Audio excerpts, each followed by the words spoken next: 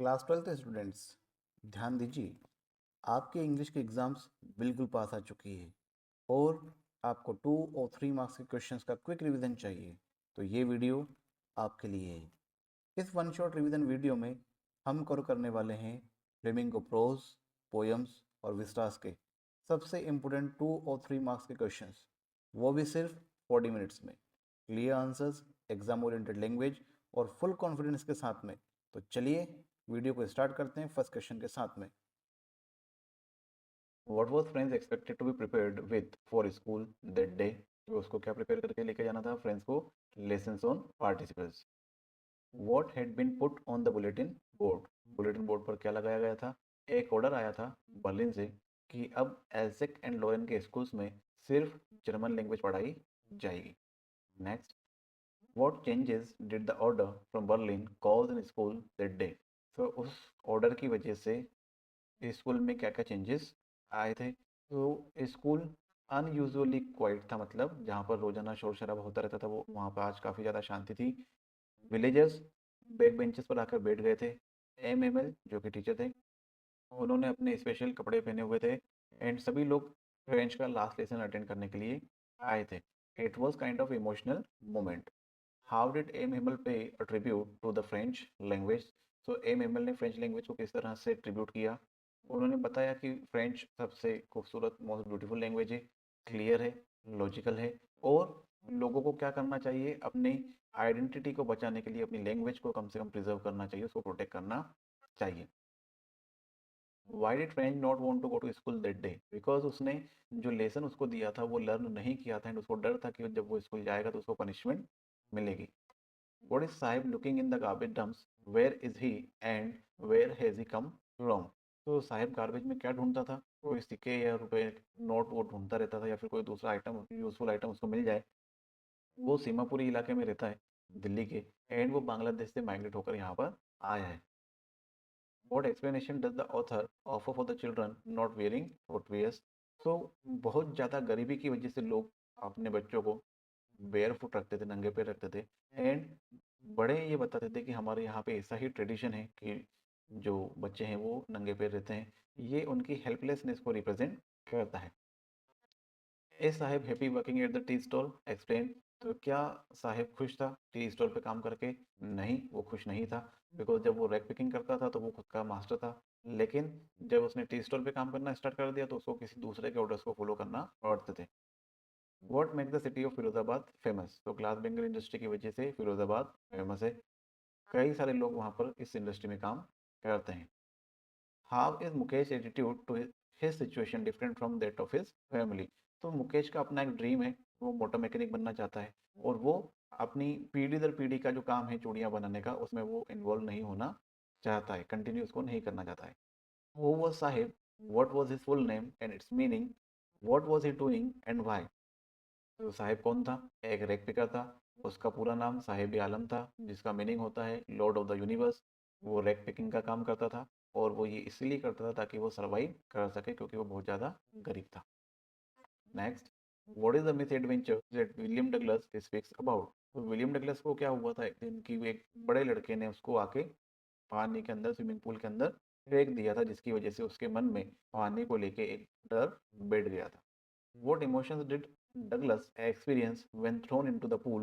What plan did he make? जब उसको पानी के अंदर, पूल के अंदर फेंक दिया गया था तो उसके अंदर बहुत ज़्यादा डर हो गया था, उसको महसूस हो रहा था, वो हेल्पलेस महसूस कर रहा था एंड उसने ऐसा सोचा कि जैसे ही वो बॉटम को टच करेगा पूल की, वो पूरी कोशिश करेगा कि पूरी ताकत को इकट्ठा करके वो ऊपर की तरफ जंप करेगा और सरफेस पे किसी चीज़ को पकड़ने की कोशिश करेगा या फिर सांस ले लेगा। Why was Douglas determined to get over his fear of water? तो डगलस इसके लिए चाहता था कि उसका पानी का डर दूर हो जाए, बिकॉज उसका एक तो कॉन्फिडेंस बहुत ही कम हो गया था एंड वो कई सारी वाटर रिलेटेड एक्टिविटीज़ को एंजॉय नहीं कर पा रहा था and because of this reason वो ये चाहता था कि उसका पानी का डर खत्म हो जाए। From where did the peddler get the idea of world being rat trap? So जैसे चूहों के लिए रेड ट्रिप के अंदर एक बेट लगाई जाती है, जैसे चीज़ या पोक लगाया जाता है, वैसे ही ये दुनिया भी लोगों को अलग अलग तरीके की बेट प्रोवाइड करते हैं, एक लालच देते हैं जिसके में जो लोग हैं वो कंटिन्यूसली उलझ कर रह जाते हैं। Next, why was the crofter so talkative and friendly with the peddler? तो क्रॉफ्टर टॉकेटिव इसके लिए था बिकॉज उसके साथ में बात करने वाला कोई भी नहीं था वो हमेशा अकेला रहता था एंड जब भी कोई उसको कोई कंपनी मिलती थी तो उसको काफ़ी अच्छा महसूस होता था। Why did the crofter show the 30 crore to the peddler? तो वो प्रूव करना चाहता था उसका कि भाई उसने जो पैसे हैं वो गाय का दूध बेचकर कमाए हैं एंड उसको पेडलर पे ट्रस्ट था कि वो उस पैसे की चोरी नहीं करेगा। Y did the peddler decline the invitation? Because उसके पास में वो पैसे रखे हुए थे एंड उसके मन में डर था कि कहीं वो पकड़ा ना जाए। What made the peddler accept the Edla Williamson's invitation? Because उसने काफी सिंपैथी के साथ में उससे बात की और उसने जिस कंपेशन के साथ में बात की थी पेडलर के साथ में वो उसका इनविटेशन डिक्लाइन नहीं कर पाया। What doubt did एडला have about the peddler? तो एडला ने जब वो केप उठाई थी तो पेडलर जो रहता है वो एब्रप्टली उठ जाता है तो उसके मन में ये डाउट आता है कि या तो इसने कोई चोरी करी है या फिर ये जेल से भागकर आया है। When did the Iron Master realize his mistake? जब अगली सुबह वो दिन के उजाले में उसको देखता है और जब वो साफ सुथरे कपड़े पहनकर आता है तब उसको समझ में आ जाता है कि ये पेडलर वो कैप्टन नहीं है। Why did एडला still entertain the peddler after knowing the truth? तो जब एडला को मालूम पड़ गया था कि ये वो कैप्टन नहीं है उसके बाद में भी वो चाहती थी कि पेडलर उनके साथ में रुके बिकॉज उसके अंदर थोड़ी सी दया थी एंड वो ये नहीं चाहती थी कि क्रिसमस के टाइम पे किसी व्यक्ति की किसी पर्सन का जो एक एंजॉय करने का मौका है वो उससे छीना जाए। Why is Rajkumar Shukla described as resolute? Because वो बहुत डिटरमाइंड था एंड परसिस्टेंट थे एंड उन्होंने गांधी जी को वहां वहां पे सभी जगह फॉलो किया जहां जहां पर वो गए सो दैट गांधी जी चंपारण पहुंच सके। Why did the servant think Gandhi ji was another reason? Because Gandhi ji ने बहुत ही सिंपल कपड़े पहन के रखे हुए थे and because of this reason servants ने गांधी जी को भी कोई दूसरा प्रीजन समझ लिया था। List the places Gandhi ji visited before arriving at Champaran? तो ये लोकेशंस के नाम आपको याद रखना है। कलकत्ता, पटना, मुजफ्फरपुर, ये इन जगहों पर वो लोग गए थे।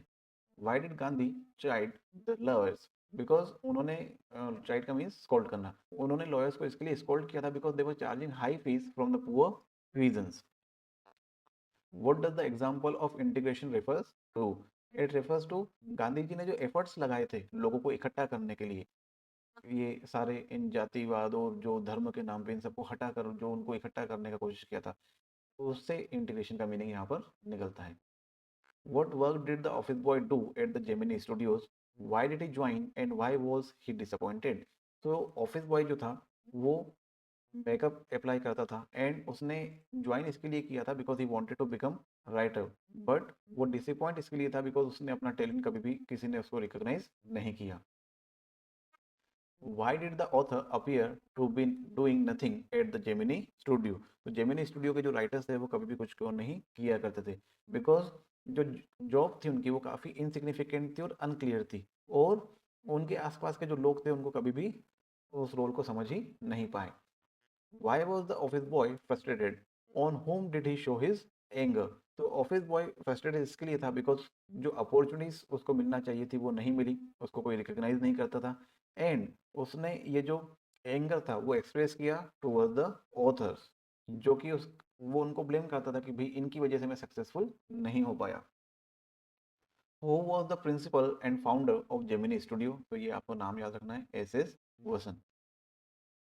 Was the moral rearmament army welcomed at the studio? तो यहाँ पर why आएगा, why was बिकॉज इनका जो प्ले करने का तरीका था जो मोरल मैसेज ये लोग प्रोवाइड करते थे वो काफी अच्छा था एंड वो जेमिनी स्टूडियो की जो वैल्यूज थी उसके साथ में वो मैच करता था।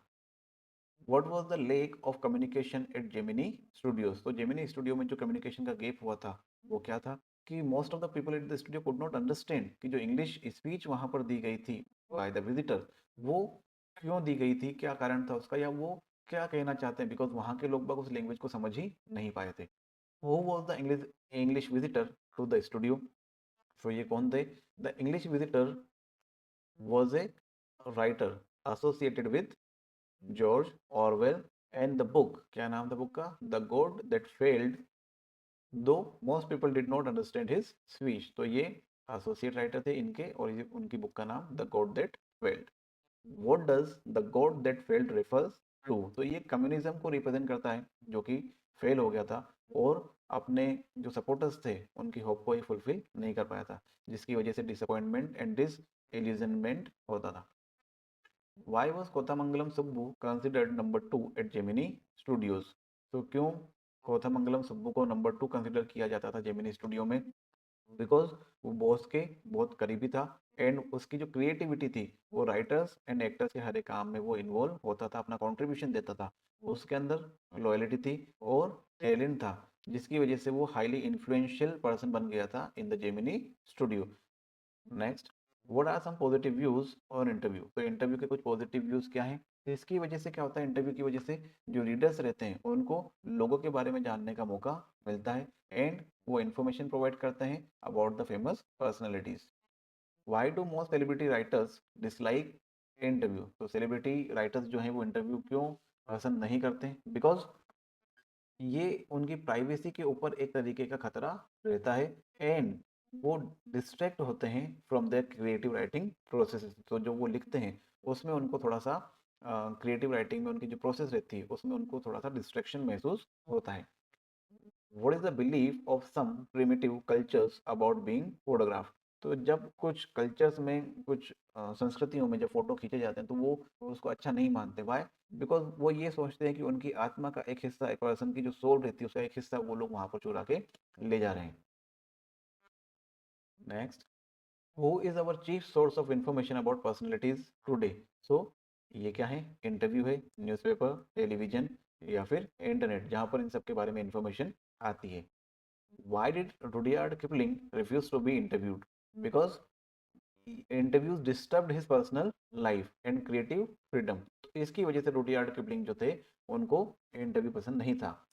Where was it most likely that the two girls would find work after school? तो वो कहाँ पर, या तो किसी बिस्किट की फैक्ट्री में या किसी छोटी दुकान पर वो काम करती हुई पाई जा सकती थी। Why did Sophie wriggle when Geoff told her father about Danny Casey? So she was wriggling because ये उसकी एक इमेजिनरी थॉट थी, स्टोरी थी एंड उसको डर था कि कहीं उसके घर वालों को सामने वो एक्सपोज ना हो जाए। Which country did Danny Casey play for? तो डेनी केसी आयरलैंड के लिए प्ले करता था।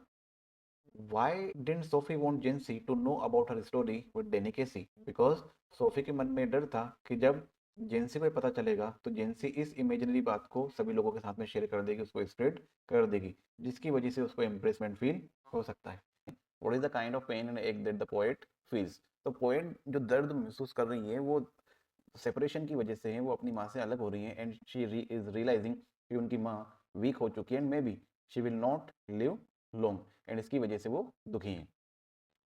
Y has mother been compare to the late winter's moon? तो लेट विंटर मून के साथ में माँ का कंपेरिजन क्यों किया गया है? जैसे लेट विंटर के मून में कोई भी चमक नहीं होती है, वो डल हो जाता है, in the similar manner due to aging poet की मदर का फेस भी एकदम डल हो चुका है और उसमें कोई भी चमक नहीं है। What do the parting words of the poet and her smile signify? So poet के parting words थे see you soon अम्मा, एंड उनकी जो स्माइल है वो ये सिग्निफाई कर रही है कि उनको एक होप है, एक रीअश्योरेंस है कि वो जब नेक्स्ट टाइम वापस आएंगे तो उनकी माँ उनको अच्छी स्वस्थ मिलेगी। What were the poet's feeling at the airport and how did she hide them? तो एयरपोर्ट पर पोएट को एक डर लग रहा था एंड ये डर था वो अपनी माँ को कहीं खो ना दे एंड वो अपनी इस फीलिंग को स्माइल के थ्रू छुपाने की कोशिश करती है और प्रिटेंड करती है कि वो खुश है। What will counting up to 12 and keeping still help us achieve? तो ये क्वेश्चन है आपका कीपिंग क्वाइट से। Counting up to 12 and keeping still help us to start our activities in a nice way. हम अच्छे तरीके से हमारी एक्टिविटीज को स्टार्ट कर सकते हैं एंड हम हमारे बीच में म्यूचुअल अंडरस्टैंडिंग को इंक्रीज कर सकते हैं। जो स्टिलनेस का मूवमेंट है इसकी वजह से वॉयलेंस, एंगर एंड सेल्फिशनेस थोड़ी कम हो जाएगी। What is the sadness that the poet refers to in the poem? तो पोएम में कौन सी सैडनेस को पोएट ने रेफर किया है? ये ह्यूमन के जो एक्शंस हैं उनको रिप्रेजेंट किया है एज ए सैडनेस, जैसे ग्रीड, वायलेंस, केयरलेसनेस, जो आदमी खुद के लिए और नेचर के लिए कर रहा है। मैन ने कई सारे डिजास्टर क्रिएट कर दिए हैं एंड वो इतना बिजी है और रुक भी नहीं रहा है एंड इसकी वजह से उसको खुद को और नेचर को हार्म हो रहा है and this is the sadness that poet is referring in the poem. What symbols from the nature does the poet use to show that life exists under apparent stillness?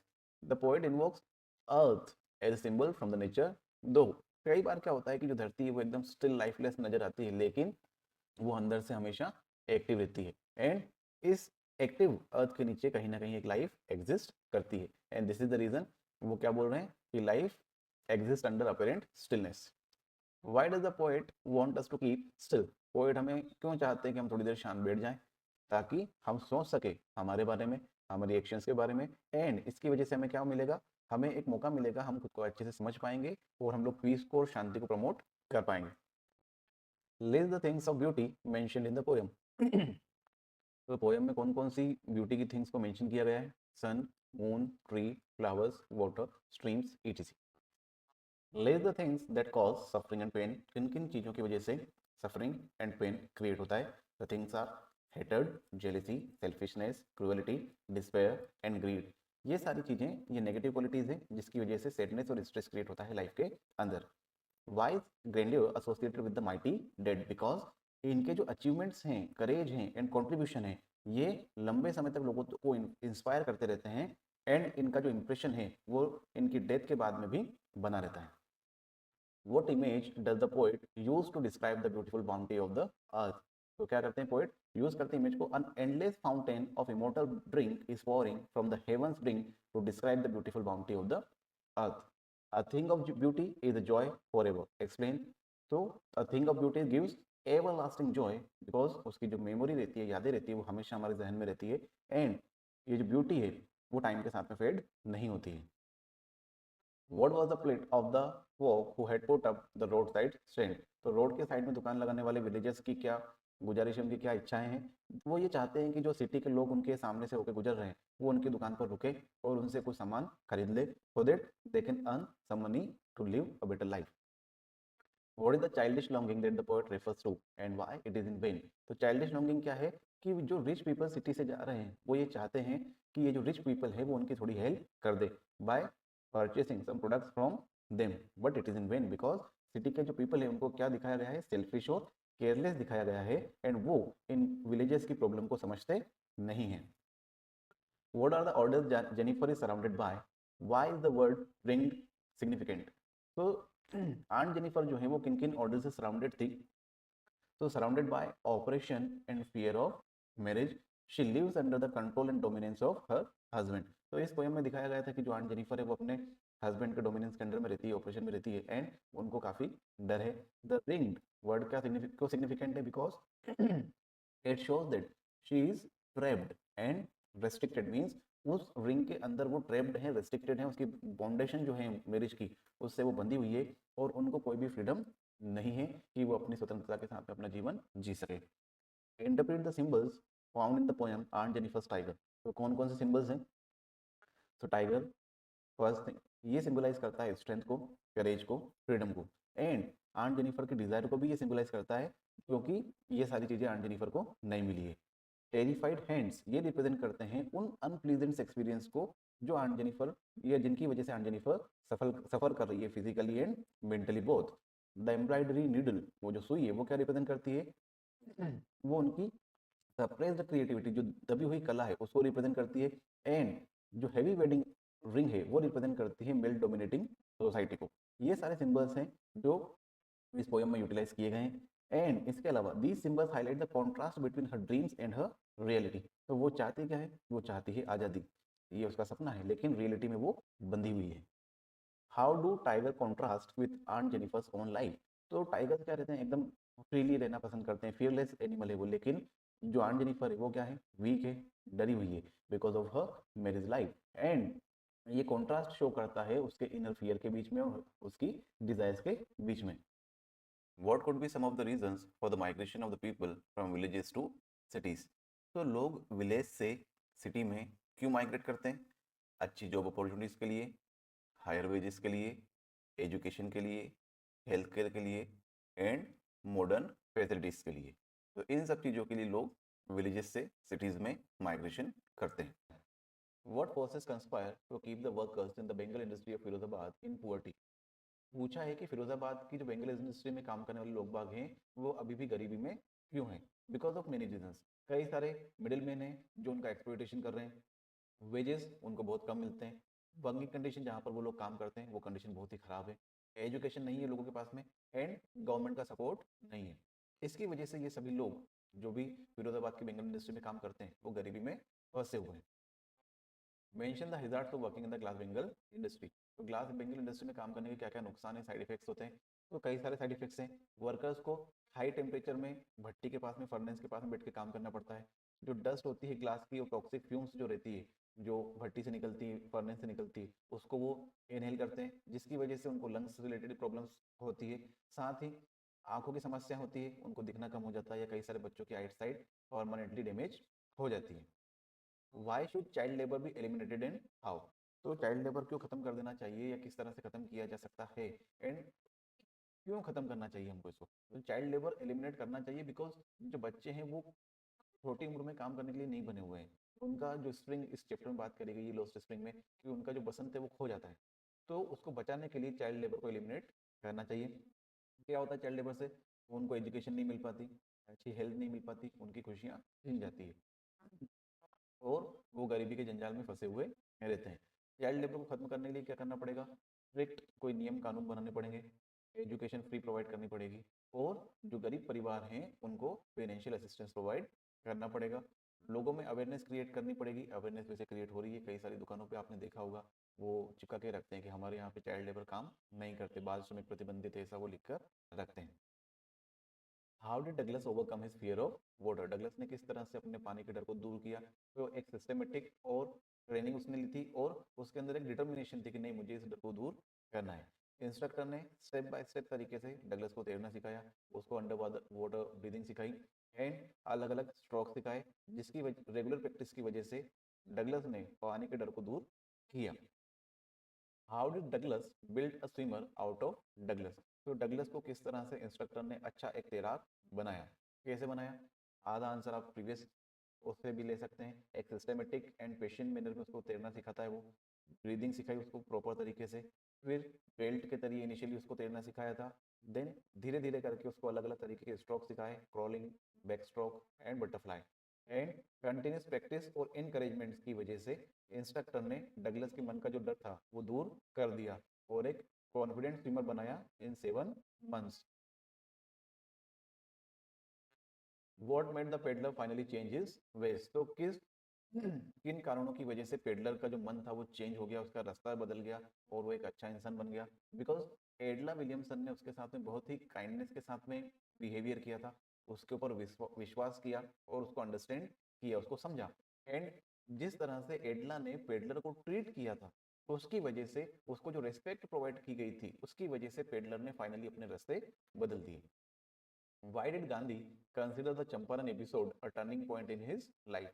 तो क्यों गांधी जी के लिए ये जो चंपारण का एपिसोड है ये टर्निंग पॉइंट था? बिकॉज ये पहला एक ऐसा केस था जहां पर ये जो सिविल डिसोबीडियंस का एक्सपेरिमेंट था वो सक्सेसफुल हुआ था, एंड जो पावर थी नॉन वायलेंस की, ट्रुथ की और मास सपोर्ट की, बिकॉज सारे के सारे पीजेंट्स हो गए, जो बड़े बड़े वकील थे वहां के, पावरफुल लीडर्स थे, और जो बाकी के लोग थे उन सब ने इसमें गांधी जी की हेल्प की थी। इसकी वजह से जो ऑर्डिनरी पीजेंट्स थे उनके ऊपर भी एक विश्वास क्रिएट हुआ कि भाई इनजस्टिस के लिए भी ये लोग आवाज उठा सकते हैं, जिससे गांधी जी को एक ताकत मिली, उनको कॉन्फिडेंस आया। How do we know that ordinary people too contributed to the freedom movement? हमें कैसे पता चलता है कि जो आज़ादी की लड़ाई थी उसमें साधारण लोगों ने भी पार्टिसिपेट किया था, कंट्रीब्यूट किया था? तो यहाँ पर इस एपिसोड में, चंपारण वाला एपिसोड जो इंडिको चैप्टर में है, इससे हमें पता चलता है कि जो पीजेंट्स थे, वर्कर्स थे, गांव के गरीब लोग थे, उन्होंने सपोर्ट किया गांधी जी को और वो आगे आते हैं। उनके अंदर डर है, उसके बावजूद वो आगे आते हैं और पार्टिसिपेट करते हैं, एक एकजुट होकर वो उस स्ट्रगल में साथ देते हैं गांधी जी का। तो इसके लिए हम लोग कह सकते हैं कि सिर्फ बड़े बड़े लीडर्स ने ही नहीं, छोटे छोटे लोगों ने भी, ऑर्डिनरी लोगों ने भी, सामान्य लोगों ने भी पार्टिसिपेट किया था आज़ादी की लड़ाई में। Freedom from fear is more important than legal justice for the poor, explain. ये इंपॉर्टेंट क्वेश्चन है, इस तरह के क्वेश्चंस पूछे जा सकते हैं। तो क्यों डर से आज़ादी मिलना ज़्यादा जरूरी है इसके बजाय कि उनको न्याय दिया जाए? पहले डर से आज़ादी क्यों जरूरी है? बिकॉज जब लोगों के मन के अंदर का डर जो है वो खत्म हो जाएगा तो वो कॉन्फिडेंट हो जाएंगे। अगर उनके मन में डर रहेगा तो वो खुद अपने लिए न्याय नहीं मांग पाएंगे, लेकिन जब उनके मन का डर खत्म हो जाएगा तो वो ऑटोमेटिकली अपने लिए, खुद के लिए न्याय न्याय मांगना स्टार्ट कर देंगे।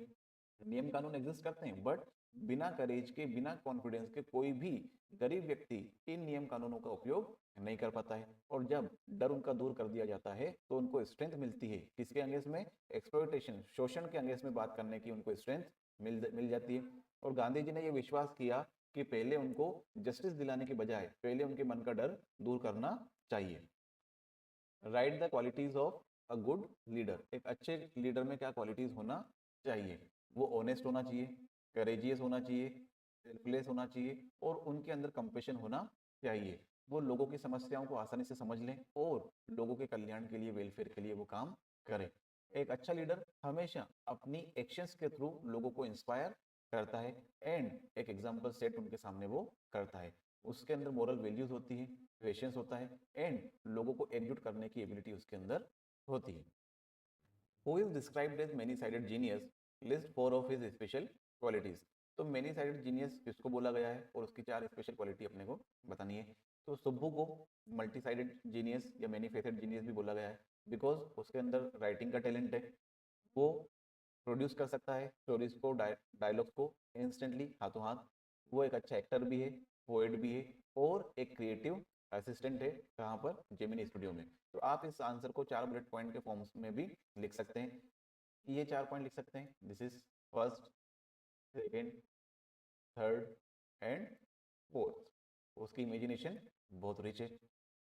यहाँ से आप 5वां पॉइंट भी बना सकते हैं, the ability to understand and support the director's vision. तो ये सारी उसकी क्वालिटीज हैं सुब्बू की। हाउ डज अम्बर्टो इको और how does Eco find time to write? तो अम्बर्टो इको को लिखने का समय किस तरह से मिल जाता है? Because he manages his time very nicely. Because जब भी उसको छोटा छोटा टाइम मिलता है, बीच बीच में गैप मिलता है, तो वो लिखना स्टार्ट कर देते हैं। वो उस टाइम को वेस्ट नहीं करते हैं। He writes during short breaks, while waiting और in other academic, in between other academic works. तो जैसे इस चैप्टर में भी ये हुआ है कि जब मुकुंद उनका इंटरव्यू लेने के लिए आने वाला होता है, तब तक मुकुंद नहीं आता है, उस टाइम पे अम्बर्टो इको लिखना स्टार्ट कर देते हैं। आप लोगों को भी ऐसे ही करना चाहिए। जब भी आपको टाइम मिले पढ़ाई कर लेना चाहिए। हार्डली 1 महीना रह गया अब आप लोगों की एग्जाम हो स्टार्ट होने में, और अगर अब भी आप पढ़ाई नहीं करेंगे, छोटा छोटा टाइम नहीं निकालेंगे आप पढ़ाई के लिए, तो थोड़ा सा डिफिकल्ट आप लोगों के लिए हो सकता है, जो कि नहीं होना चाहिए। What was distinctive about Eco's academic writing style? तो अम्बर्टो इको की एकेडमिक राइटिंग स्टाइल के बारे में क्या एक खास अलग बात है? तो उनकी राइटिंग क्लियर है, एंगेजिंग है और एक्सेसिबल है। उसमें कोई भी अननेसेसरी कॉम्प्लेक्सिटी को ऐड नहीं किया गया है, कोई भी डिफिकल्ट एक्सप्लेनेशन प्रोवाइड नहीं किया जाता है। और अगर कोई डिफिकल्ट एक्सप्लेनेशन अवेलेबल है या आता है, तो वो उसको बहुत ही आसान तरीके से एक्सप्लेन करने की कोशिश करते हैं। ये वाली जो चीज़ है, ये मैं भी फॉलो करने की कोशिश करता हूँ। बिकॉज प्रीवियस वीडियो अगर आपने देखे होंगे, तो मैं वीडियो में सिर्फ क्वेश्चन आंसर का एक्सप्लेनेशन, दैट्स इट, बाकी और कोई डिस्कशन नहीं करता हूँ कि 5 मिनट के वीडियो के लिए आधा घंटा लगा दिया। His writing reflected deep knowledge but remained reader friendly. इनकी राइटिंग में खूब सारा नॉलेज है, लेकिन वो रीडर फ्रेंडली है, लोगों को वो आकर्षित करती है। और इसके साथ में सीरियसनेस और क्लैरिटी दोनों का मिक्सचर होने की वजह से कई सारे लोग उसको पढ़ना पसंद करते हैं। Next, what is the reason for the huge success of the novel the name of the rose? तो यहाँ से अम्बर्टो इको के नोवेल का नाम भी आपसे 1 नंबर में पूछा जा सकता है ऑब्जेक्टिव्स में। Because it combined mystery, history, philosophy and suspense. तो इस नॉवेल में सभी चीजें हैं। रीडर्स को डिटेक्टिव स्टोरीज पढ़ना पसंद है, उसके साथ में जो इंटेलेक्चुअल डेप्थ है वो भी आपको समझ आएगी।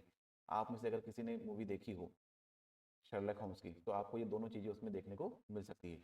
The medieval settings and engaging plot appeal to both serious readers as well as general audience. तो यहाँ पर वो मास ऑडियंस को टारगेट करते हैं, इसकी वजह से उनका जो नॉवेल है वो ज्यादा सक्सेसफुल हुआ है। What were the options that Sophie was dreaming of? Why did Jency discourage her? तो सोफी कौन कौन से ऑप्शंस के बारे में सपने देखती है या सोचती रहती है, और क्यों जेंसी उसको डिस्करेज करती है, मना करती है, ये सब चीजें मत सोचा करो। बिकॉज जेंसी एक रियलिस्टिक लड़की है। तो Sophie was dreaming of opening a boutique, becoming a fashion designer और मीटिंग फेमस पीपल लाइक डेनी केसी का एग्जाम्पल चैप्टर में दिया हुआ है। जेंसी डिस्करेज हर, क्यों मना करती है? Because she was a realistic and practical girl. She knew कि जो उनका पुअर बैकग्राउंड है उसकी वजह से उनको फैक्ट्री में काम करना पड़ रहा है, और जेंसी को ये डर है कि कहीं सोफी इस अनरियलिस्टिक वर्ल्ड में फंस के अपने आप को कोई गहरे डिसअपॉइंटमेंट में, स्ट्रेस में न डाल ले। तो उसको अपनी फ्रेंड की एक फिक्र है, चिंता है। Sophie and Jansie were classmates and friends. What differences between them are shown in the story? जो ये दोनों फ्रेंड्स हैं, और क्या डिफरेंसेस दिखाए गए हैं दोनों के बीच में? तो सोफी एक imaginative, ambitious, lost in dream kind of लड़की है, जो हमेशा कुछ बड़ा करने के बारे में सोचती है। वेयर एज जेंसी एक प्रैक्टिकल एंड रियलिस्टिक गर्ल है। सोफी वांटेड ए glamorous future beyond her reach, वो एक ऐसा भविष्य चाहती है अपने आप के लिए जिसमें बहुत सारी अच्छी अच्छी चीजें हों, बड़ी चीजें हों, जबकि जेंसी ने एक्सेप्ट कर लिया है कि उसकी सोशल लिमिट्स कितनी है। सोफी एस्केप्ड रियलिटी, तो सोफी जो वास्तविकता है उससे दूर भागना चाहती है और एक वो फैंटेसीज के वर्ल्ड में ही जीना चाहती है, जबकि जेंसी को विश्वास है, believed in facing life as it was, तो जेंसी ने एक्सेप्ट कर लिया कि भाई हमारी जिंदगी जैसी है वैसी ही रहेगी, और वो अपनी बाउंड्रीज में रह के ही, एक लिमिटेशन में रह के ही वो सारी प्लानिंग करती है। What socio-economic background did Sophie belong to? What indicates her family's financial status? तो सोफी का जो फाइनेंशियल बैकग्राउंड है या सोशियो इकोनॉमिक बैकग्राउंड है वो पुअर है। उसके घर के सभी लोग कहीं ना कहीं पे काम करते हैं। उसके फादर एक लेबर है, उसका भाई एक अप्रेंटिस है, वो खुद एक फैक्ट्री में काम करती है, एंड वो फिनेंशियली उनका जो परिवार है वो स्ट्रगल करता है। एजुकेशन की अपॉर्चुनिटीज उनके पास में कमी थी। एक साधारण सी लाइफस्टाइल वो मेंटेन कर पा रहे हैं because of weak economic background. Would Charlie ever go back to the ticket counter on the third level to buy tickets to Gasburg for himself and his wife? तो क्या चार्ली वापस से ticket counter पे जाएगा third level पे गासबर्ग की ticket लेने के लिए? तो इसका आंसर यस भी हो सकता है और नहीं भी। यस में कैसे कि वो अगर एस्केप करना चाहे अपने स्ट्रेस से, मॉडर्न लाइफ के जो इश्यूज हैं उनसे, तो definitely he will go back to that third level. Else अगर नहीं में आप आंसर देना चाहें तो नहीं, वो नहीं जाएगा बिकॉज उसका जो दोस्त है सेम वो डिसअपियर हो चुका है, एंड चार्ली को ये रियलाइज हो चुका है कि जो थर्ड लेवल है वो एक रियल प्लेस नहीं है, जबकि वो उसकी इमेजिनेशन का ही एक हिस्सा है। So because of this reason he will not go to the third level. Next question, do you think the third level is a medium of escape for Charlie? So yes, उसके लिए ये medium of escape था, और वो जो insecurities थी उसकी modern life से रिलेटेड, उनसे भागने के लिए वो थर्ड लेवल पे उसकी इमेजिनेशन में पहुंच जाता है। Who is the tiger king, why does he get that name?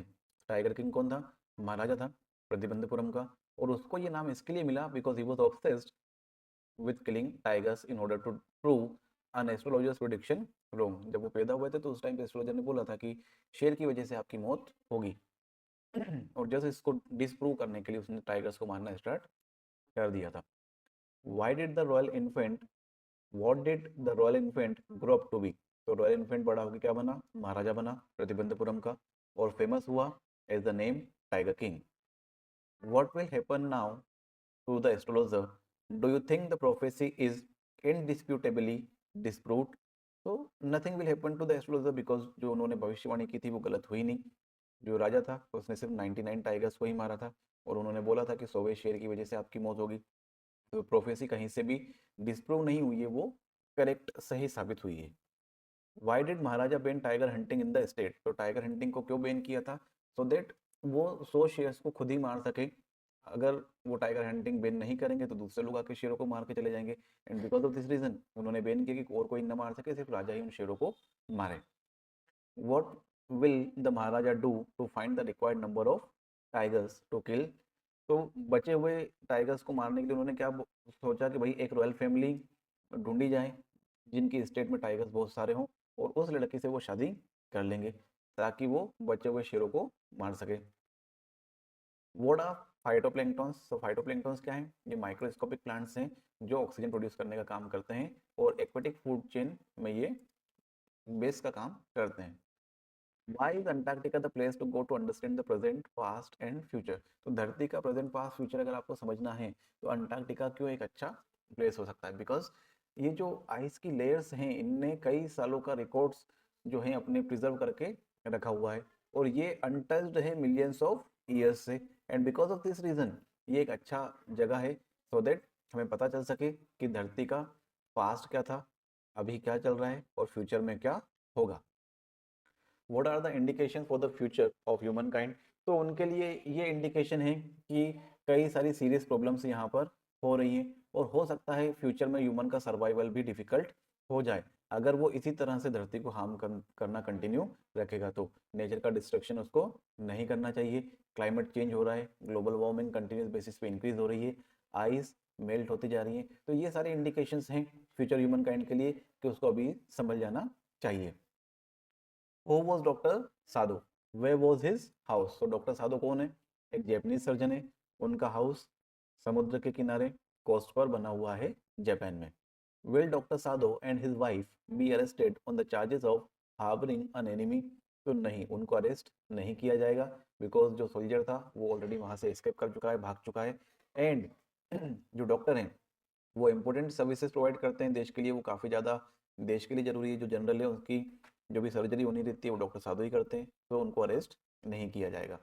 What did doctor Sadhu and his wife do with the man? तो उन्होंने क्या किया था, उसकी जान बचाई, उसका इलाज किया, एंड एट द एंड उन्होंने उसको वहां से भागने में भी मदद करी। Who was Hana? Where did doctor Sadhu and Hana meet? तो हाना डॉक्टर साधु की वाइफ है और ये अमेरिका में मिले थे। Who is mister lame? How does dairy get into his garden? तो मिस्टर लेम एक बूढ़े व्यक्ति हैं जिनका एक पैर टिन का है और वो अपने घर में अकेले रहते हैं। डेरी गार्डन की दीवार को चढ़ के वहां पर गार्डन में पहुंचा था। Do you think all this will change dairies attitude? तो यहाँ पर ऑल दिस से मतलब जब डेरी और मिस्टर लेम मिले और उन दोनों की आपस में बातचीत हुई उससे है। तो हाँ, इससे डेफिनेटली डेरी का एटीट्यूड चेंज होगा एंड वो थोड़ा सा ज़्यादा कॉन्फिडेंट हो जाएगा और लाइफ को थोड़े से अच्छे तरीके में पॉजिटिव वे में देखना वो स्टार्ट करेगा। Why does mister Lamb leave his garden gate always open? Because वो बोलते हैं मैं हमेशा सभी का वेलकम करना चाहता हूँ, एंड वो ओपननेस में, फ्रेंडशिप में, एंड जो लोगों के बीच की दीवार रहती है, जो बैरियर्स रहते हैं, उनको तोड़ने में वो विश्वास रखते हैं, वो हेजिटेशन नहीं रखते हैं, and because of this reason he keeps the gate always open. Why did Derry come into the garden? तो डेरी का फेस जला हुआ था एंड वो लोनलीनेस से, अकेलेपन से भग के उस गार्डन में अंदर घुसा था। Why did Zitkala Sa oppose the cutting of her hair? तो उसने अपोज ये किया था बिकॉज उसके कल्चर में जो छोटे बाल रखे जाते हैं वो सिर्फ गुलामों के होते हैं, and because of this reason she was opposing कि भाई मेरे बाल नहीं काटना चाहिए। उसको ये महसूस हो रहा है कि उसकी जो पहचान है, आइडेंटिटी है, वो उससे छीनी जा रही है। What do you know about बामा? तो बामा कौन थी? बामा एक लड़की थी, छोटी बच्ची, जो बिलोंग करती है लोअर कास्ट से, और उसने छोटी सी उम्र में ही ये डिस्क्रिमिनेशन, ये भेदभाव को देख लिया था, और उसको ये जो समाज में इनजस्टिस और इनइक्वलिटी है उसके बारे में उसको थोड़ी सी अवेयरनेस क्रिएट उसके मन में, दिमाग में हो चुकी थी। अगर आपने ये वीडियो एंड तक प्रॉपरली देख ली तो 2 और 3 मार्क्स के क्वेश्चंस आपके लिए काफ़ी मैनेजेबल हो जाएंगे। अब बस एग्जाम में काम रहना है, सिंपल लैंग्वेज में आंसर लिखना है और जो रिवाइज किया है उस पर ट्रस्ट रखना है। वीडियो आपको हेल्पफुल लगा हो तो वीडियो को लाइक कीजिएगा, वीडियो को शेयर करें अपने फ्रेंड्स के साथ में, एंड चैनल को सब्सक्राइब करना मत भूलना। All the best for your English exam.